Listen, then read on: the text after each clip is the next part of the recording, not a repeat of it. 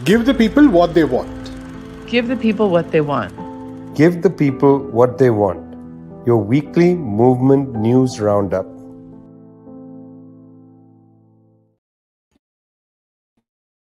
Here with Give the People What They Want, brought to you from People's Dispatch. Now it turns out, of course, one of the People's Dispatchers is right beside me. That's Zoe. Prasanth is over there on the screen with you. That's Prasanth and Zoe from People's Dispatch, peoplesdispatch.org. I'm Vijay from Globetrotter. Really happy to be back. I know it's been spotty. We've all been on the road trying to report the important stories of our time for you. But here we are. Now, the most important news right now on Thursday. Of course, it's obvious that if aid trucks entered Gaza, it would have been obvious and clear that people in near famine conditions near the Rafah border, very clear, would have rushed at them. For weeks, there has been inadequate food provision, humanitarian convoys not able to enter the Gaza Strip, UNRWA, the UN agency, unable to provide material support to the people. In fact, the situation so grave that the Norwegian Refugee Council had said repeatedly, using phrases like famine conditions, UN special rapporteurs talking about famine conditions and so on. On Thursday, 38 aid trucks entered Gaza. It was pretty clear that people were going to rush at the trucks. I have never been in a situation where aid trucks entered a refugee camp or a place where really desperate people are around, where people don't rush at the trucks. In fact, most aid officials are highly skilled, trained to deal with that situation. This is not an uncommon situation, in fact, a deeply common situation. So, on Thursday, 38 trucks enter the Gaza Strip, people rush at the trucks. Israeli forces claiming that they felt under attack or under threat from unarmed civilians desperate for food, desperate for water, desperate for basic supplies. Remember, these are unarmed civilians who came up to the trucks with that energy of desperation that marks people who are in near famine conditions. At that point, Israeli troops opened fire on the Palestinians, killing over 100 people. Now, this is one incident. It's being called the bread massacre. It's one incident of a major killing of a large number of people. 100 people just killed in a matter of an hour. It's interesting. Widespread condemnation has come around the world of this bread massacre. The Gaza Health Ministry, of course, released statements saying somewhere between 100 and 100 people have been identified as killed. I'm sure the numbers might rise. Doesn't matter. 100 people is a lot of people to be killed in one incident like this, adding to the overall total of over 30,000 Palestinians killed in this particular war that Israel has been conducting against the people of Gaza, the Palestinians of Gaza. Now, the United States government reacted along the grain of the Israeli government. The United States government said that we will study the two versions. The two versions. There is, in fact, footage shot by Israeli drones of this incident. And when you look at the footage, it's pretty clear, and the footage has been widely circulated. It's pretty clear that there were people moving towards the aid truck, and then the people started to fall. There is no ambiguity here. There is no multiple firing because these were unarmed people. So, for a government like the United States has a veto power in the UN Security Council, for a government like that to make such a outrageously misleading statement, as we'll be studying the two versions, shows us in a sense how little concern there is for the humanity of the Palestinians, shows us also the kind of disregard held by high officials of the US government, that they would make such a not only careless statement, but in fact a misleading statement, as I said already. This will be investigated. There's no doubt about that. There has to be an investigation. Israeli troops, active troops in the middle of a conflict, massacre 100 people, maybe more than 100 people. There will be an investigation of this. Now, whether this investigation leads to, this is the important point, individual culpability of the troops that open fire is the question.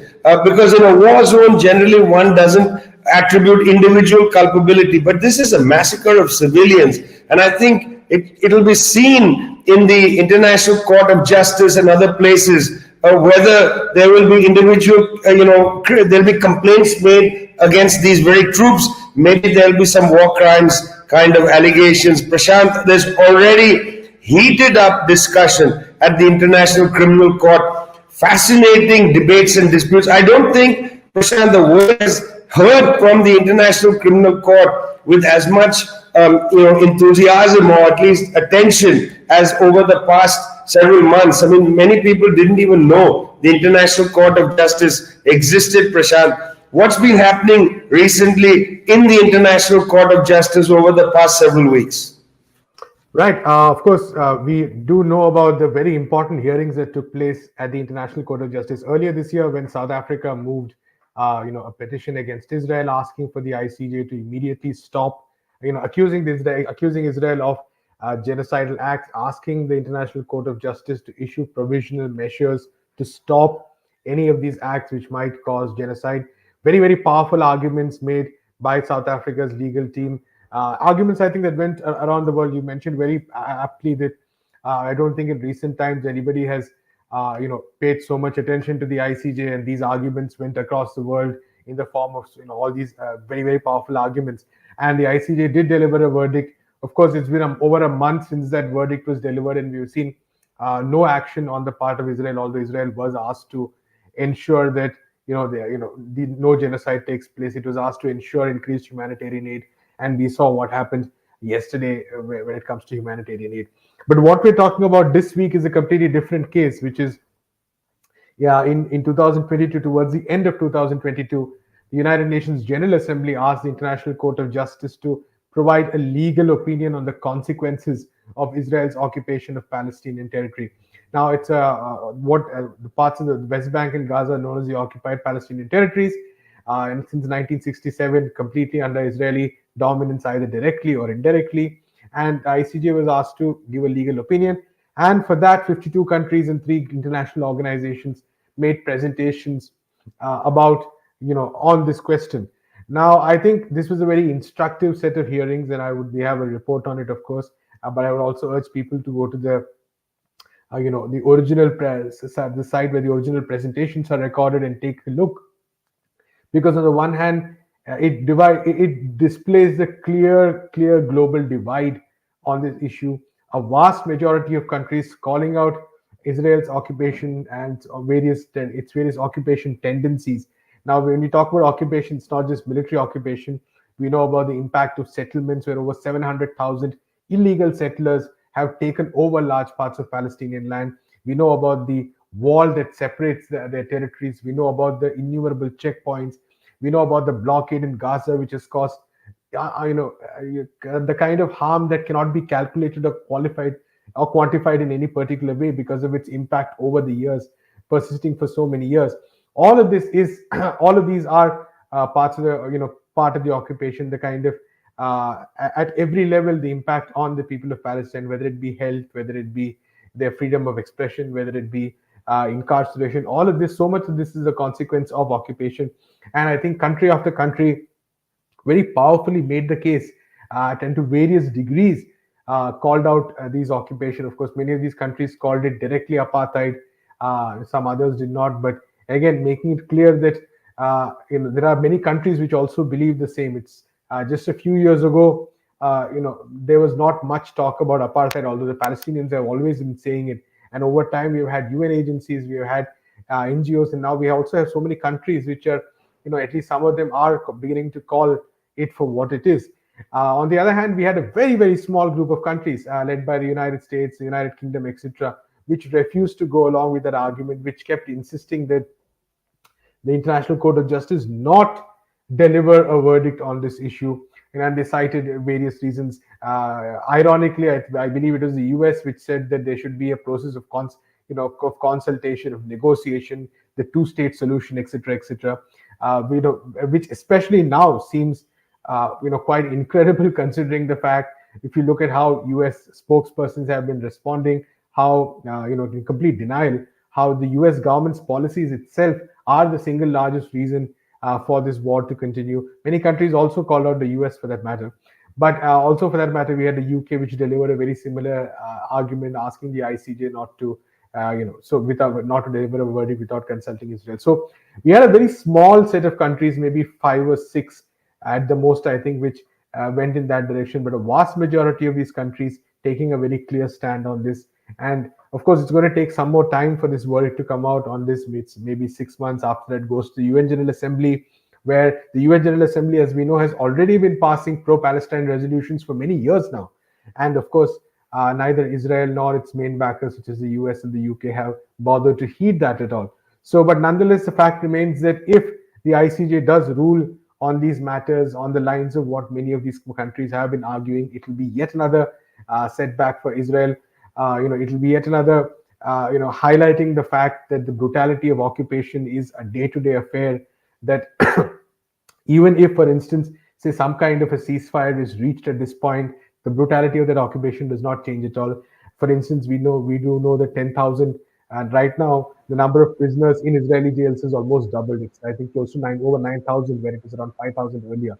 And this itself kind of shows, like, in the past few months, kind of impact occupation is having. So keeping all this in mind, I think a very important case and a very important verdict that we should see in a few months.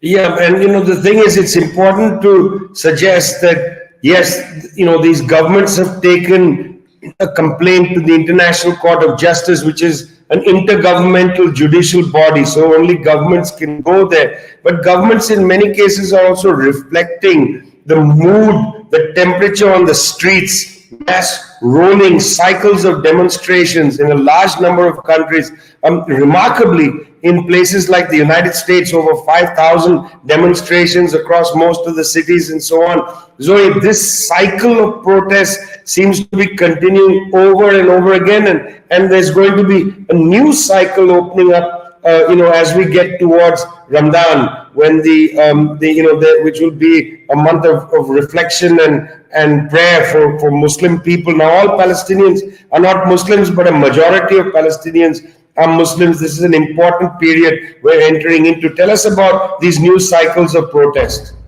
Well, on March 2nd, tomorrow, there is a global day of action already. There's 100 actions and street protests that are going to be taking place in over a dozen countries across the world. Major left and progressive formations like the International People's Assembly, Progressive International, La Via Campesina, the World March of Women in Latin America, the Trade Union Confederation of the Americas, many major left platforms that have been expressing their solidarity with Palestine and condemning Israel's genocide over the past several months are all coming together to have a huge day of mobilization, specifically because of the threats that Israel has made of the invasion of Rafah. We know that this is a region where there's about 1.5 million Palestinians. Over 1 million people had actually fled to Rafah because throughout the past several months, it was seen as the safe area. As Israel was demolishing the north, demolishing the center, they said, go to the south, you'll be safe there. Again, 1 million people fled there, living in very precarious conditions, in tents, crowded into neighborhoods, into family homes. Essentially, Israel has said that they're going to invade. In February, they'd already announced they were going to invade, and immediately were met with a lot of backlash.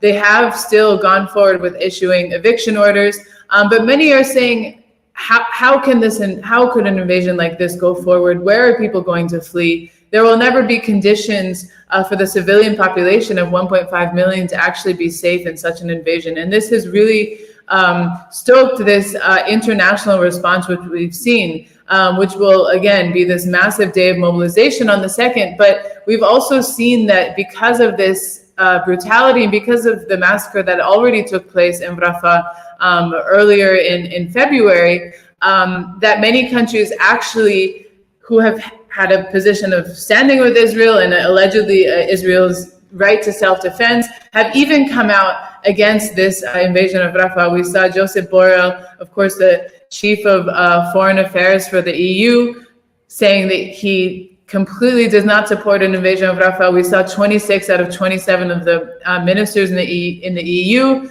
again coming out against this invasion. Even Biden himself has been forced to say some conciliatory words, of course, for the US, saying that we need to ensure that civilians are protected is sort of empty and meaningless, given that they're providing the weapons which are killing civilians. But again, the West is really feeling the pressure on this, just based on the clear and objective brutality of what this kind of operation would mean. And so there's going to be a massive day of mobilization. Again, Cuba, Venezuela, United States, I think in the US alone, there's dozens and dozens of actions planned, over 200 organizations across all sectors, healthcare workers, tech workers, local immigrant organizations of all nationalities have really joined in this mass mobilization, understanding that as Biden has forced himself even to say these declarations like, we're going to see a ceasefire by next week, which again, he has since retracted and saying that was hasty. But clearly the cracks are there, and people, these organizations are saying that it's necessary to keep pushing, keep mobilizing, because the West is isolated in their continued support of Israel. And the concessions that have been made, the concessions that Biden has had to make, of course, again, kind of empty and meaningless, but still they have been brought out because of the pressure, because of the fact that everywhere he goes, he's called Genocide Joe, because he's met with protests everywhere, because all of his main political allies are also hounded everywhere they go. So it's going to be a huge day of mobilization. We're definitely going to see, again, very high levels of people being on the street. That's a very important way to close down the first half of our show today. It's not just the violence, the bread massacre and so on, but people are on the streets. They are protesting for that kind of arc of reporting from the bad side of history to the good side. That's the reason you come to give the people what they want. Brought to you from People's Dispatch, that's Zoe and Prashant. I'm Vijay from Globetrotter. Really happy to have you with us. We're going to switch and go to the Sahel region, where there had been, since the last 3 years, upsurge in a political sense, some coup d'etats which we've tried on this show to provide a political explanation for why have there been coups in Mali, Burkina Faso, Niger, the creation of the federation, and why, Prashant, the regional grouping of ECOWAS initially decided to take such a strong position against the coups. Now they've backed off. Tell us, what is ECOWAS? What has it been doing in the Sahel? And what is the recent position from ECOWAS? Right, Vijay. Of course, ECOWAS, a West African bloc, the Economic Community of West African States, as it is called, unfortunately has seen its reputation really suffer over the past few years because of the position it has taken, widely now seen as some kind of an enforcer for the agenda of imperialist countries such as the United States or even France for that matter.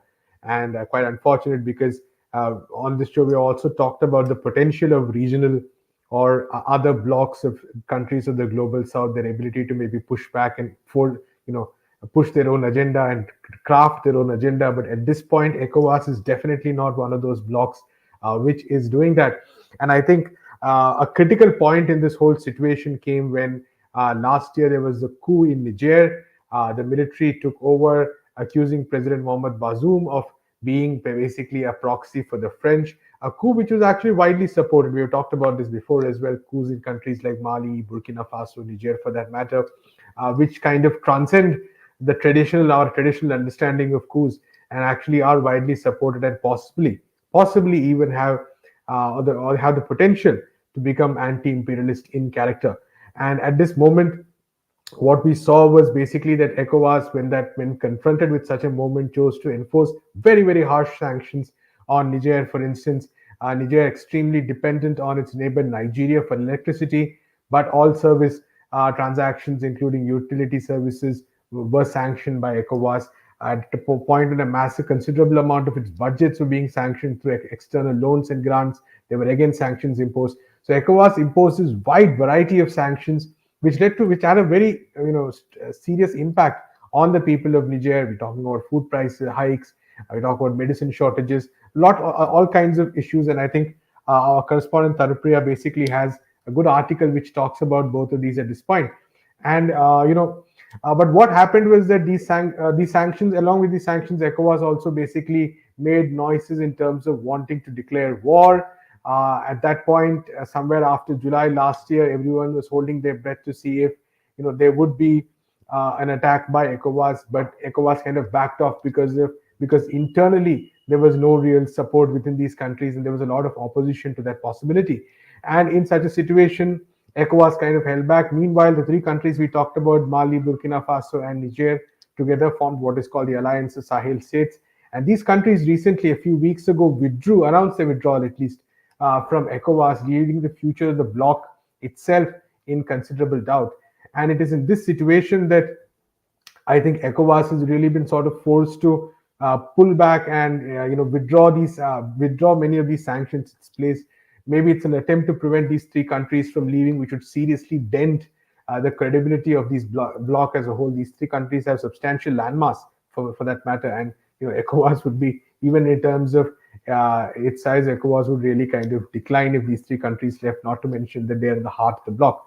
So I think ECOWAS right now, for instance, choosing to withdraw, but nonetheless, I think many important questions remain, and I think the countries that are part of the Alliance of Sahel States are very considering these issues. The fact that what enables ECOWAS to impose such sweeping sanctions, the kind of control it has, the kind of financial institutions that exist, the CFA franc, the banking infrastructure, all of which together give blocs such as ECOWAS a huge amount of power over individual countries. And along with ECOWAS, countries like France also have that kind of power. So I think the key question that the AES countries are right now examining is that, can they create these kind of alternatives? Can they sort of throw away the dependence on countries such as France? Can they develop their own infrastructure? Very difficult for these countries. They're not the richest countries in the world. They're not first world countries. But nonetheless, the fact that they are thinking about these things, they are thinking about sovereignty is not merely geographical or military, but also financial, basically does mean that there is a very interesting experiment going on in the Sahel region. And that's why I think we've been time and again talking about this region. That's the Sahel region in Africa. That's the region just below the Sahara, a very key place, was colonized by the French, now fighting to establish its sovereignty. We started the show talking about Palestine. In fact, we spent the first half of the show on Palestine.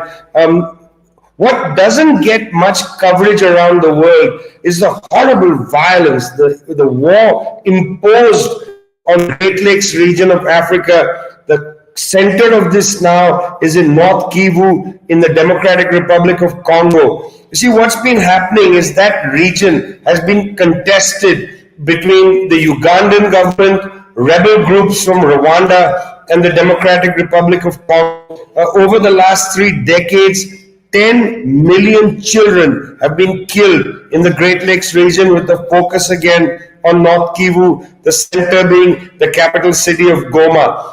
You see, this conflict, which intensified in a way in March 2022, began a displacement of almost 2 million people from that region, many of them going towards refugee camps in cities like Goma, Sake, and others around the belt that goes from the Ugandan border down all the way south of Goma. There's been an enormous displacement of people in that region. This is in the Democratic Republic of Congo, one of the richest countries in the world when it comes to raw materials, at the same time very poor when it comes to the well-being of the population.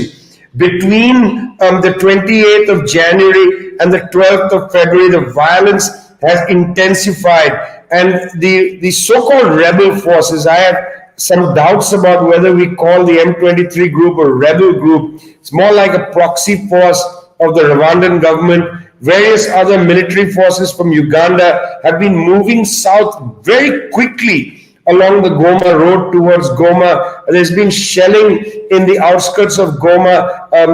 Residents inside Goma, many of them refugees already, terrified about the loss of life that is impending. Now, to stop this, the South African army has come in to help the Democratic Republic of Congo. There have been troops from other southern African countries. In fact, many of the heads of government met in Namibia recently to have a conversation about this. Military heads have met in Goma, in North Kivu, to talk about how they're going to defend this area against the advance.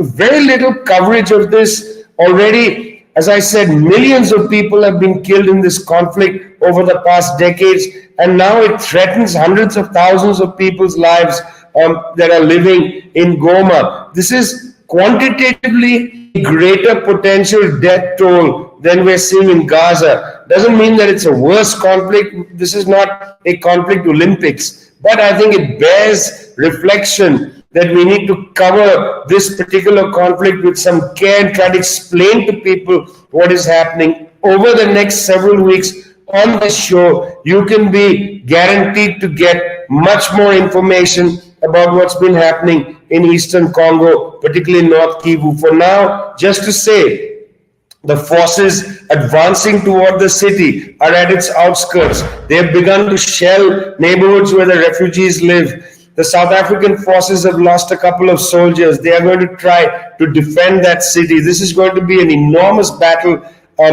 Right now, we are just waiting and watching, not sure what's going to happen, but we'll come back to this with a great deal of focus, I know. Zoe, we're going to close out the show. You're going to tell us a little bit about Andres Manuel Lopez Obrador, the latest things going on in his last months of the presidency before there's an election in Mexico. What's been happening with the man known as AMLO? Well, it's been an interesting kind of week and a half in Mexico.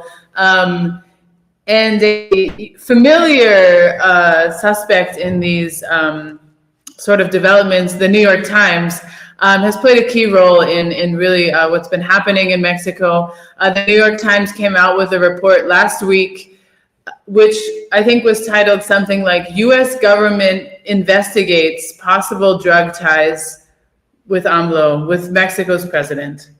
So the title, of course, kind of vague, kind of confusing. The body of the article itself, even more confusing, because it essentially says that at one point, the Drug Enforcement Agency of the United States investigated whether or not Andres Manuel Lopez Obrador had links to cartels and had received some sort of amount of campaign financing in his 2006 campaign. But the article itself, I think the second paragraph, states that there was not enough evidence. The DEA concluded that it was an inconclusive investigation. There wasn't enough evidence, and that these allegations could not be brought forward. There could be no formal investigation because the evidence just wasn't there. And so the New York Times publishes this story, again, really making these broad accusations, but also having to walk it back in the same sentence. And this, of course, was met with a lot of, when the article was published, it was immediately rejected and immediately sort of criticized by broad sections of the Mexican progressive movements. Andres Manuel, on his daily press conference, the Mañanera, that same day, spoke at length about this article and called it completely baseless, completely false. And he actually read out the exchange that was received by his media spokesperson, Jesus Ramirez. And he essentially says, you know, this reporter from the New York Times sent me essentially an interrogation list of questions, which, you know, essentially says, how much have you been working with the cartels? How much did they, you know, these cornering questions. We've talked a lot about how the New York Times is essentially a State Department stenographer. And once again, we're seeing that. And so Andres Manuel reads out this exchange. And for anyone who's watched the Mañanera, you know, he has this very jovial tone. He makes jokes. He says, like, look at this, isn't this ridiculous? He shows the entire email. It includes the phone number of the journalist because she says, you know, get back to me with this deadline at this time with your responses. And here's my number. he puts this up in his press conference and he says, I'm going to respond now. And he responds to each one of the questions saying, this is ridiculous. There's, again, evidence to show this isn't true, et cetera, et cetera. The New York Times immediately publishes a statement condemning Andres Manuel once again, essentially, and saying that he, put in violation this reporter and her phone number, et cetera, et cetera. YouTube actually took down the video of Andres Manuel responding to these accusations. But I think really what this sort of back and forth really shows is just what lengths these sort of media projects, these media outlets will go to be complicit in campaigns to kind of destabilize, cast accusations, cast doubt. Again, Andres Manuel is a president who has an over 70% approval rating. He's not perfect. It's not saying that he's done, nothing can be criticized, but he is someone who's widely popular because of policies to make Mexico sovereign in terms of their energy, raising the minimum wage, creating better conditions for the working class. So now that there's these elections coming up, June 2024, Claudia Sheinbaum is the chosen successor, extremely popular as well. We can see that this campaign against Andres Manuel is not random. There have been 2 other media reports essentially saying similar things. There was an investigation by the DEA, it didn't go forward. So why are they writing reports on things that are essentially baseless if there's no political intention, which is essentially what progressives are saying. There was a mobilization outside the New York Times. Again, not in this sense, it wasn't one of the Palestine mobilizations, which have been every single week in front of the New York Times because of their, extremely biased reporting in favor of Israel. Mexican community mobilizing and saying, hands off Andres Manuel, no more media slander, no more destabilization campaigns. And this is definitely going to be something that continues until the elections in June 2024. Again, Mexican right using a lot of tools in the book to try to gain this upper hand against, again, a very, very popular mandate. Well, that's give the people what they want. We've come to you starting with the bread massacre. Please follow that story. We'll come back to it next week. Give the people what they want, brought to you by People's Dispatch. That's Zoe and Prashad. I'm Vijay from Globetrotter. See you next week.